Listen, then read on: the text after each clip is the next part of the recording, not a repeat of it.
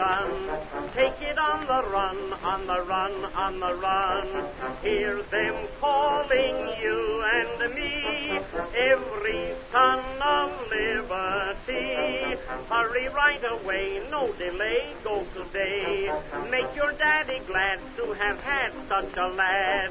Tell your sweetheart not to pine, to be proud her boy's in line. Over there, over there. 1918 was an epic year. 4 years of war had taken the lives of over 9 million soldiers from some 22 countries. An almost equal number of civilians had also died. Governments were bankrupt.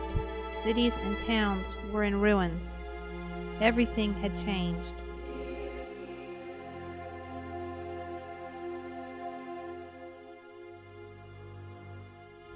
Numb from war and weary of loss and suffering, when the great flu epidemic crept in during the spring of the year, only a handful of people even noticed.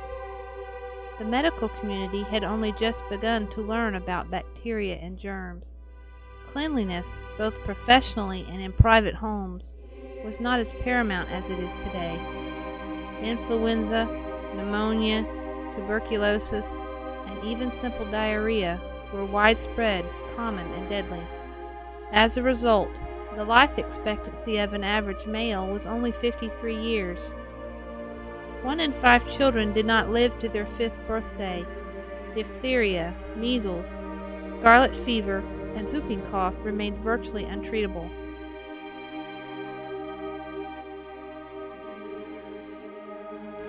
There is much speculation about the source of this strain of flu. But regardless of where it came from, it affected more countries than the Great War had.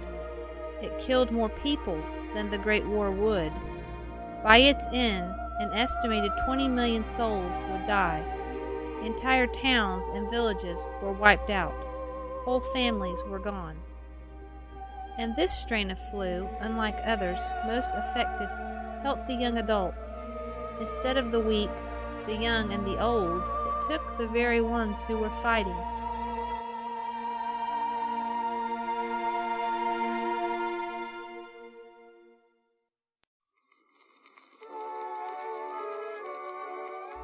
One doctor stationed at Camp Devens in Massachusetts writes, Camp Devens has about 50,000 men, or did have before this epidemic broke loose. This epidemic started about 4 weeks ago and has developed so rapidly that the camp is demoralized and all ordinary work is held up till it has passed. All assemblages of soldiers taboo. These men start with what appears to be an ordinary attack of la grippe or influenza, and when brought to the hospital, they very rapidly develop the most vicious type of pneumonia that has ever been seen. 2 hours after admission, they have the mahogany spots over the cheekbones, and a few hours later, you can begin to see the cyanosis extending from their ears and spreading all over the face, until it's hard to distinguish the colored men from the white. It is only a matter of a few hours then until death comes, and it's simply a struggle for air until they suffocate. It is horrible. One can stand to see 1, 2, or 20 men die, but to see these poor devils dropping like flies sort of gets on your nerves. We have been averaging about 100 deaths per day and still keeping it up. There is no doubt in my mind that there is a new mixed infection here, but what I don't know. My total time is taken up hunting rails. Rails dry or moist, sibilant or crepitant, or any other of the 100 things that one may find in the chest. They all mean but one thing here, pneumonia, and that means, in about all cases, death.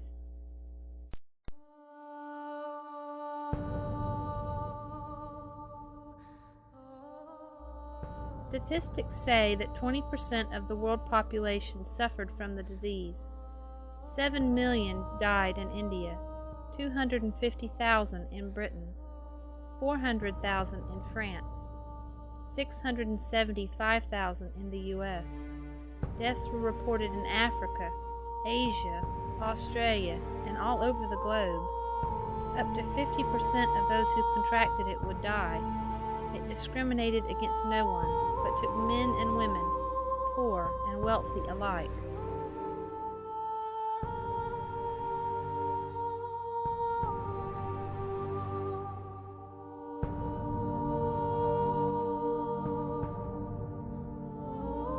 Even the healthcare workers, the nurses and doctors working to heal the sick, within hours contracted it and died. Cities and governments eventually began publishing advertisements to prevent the spread of the disease.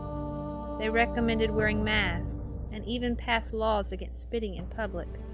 Public gatherings and even funerals were discouraged.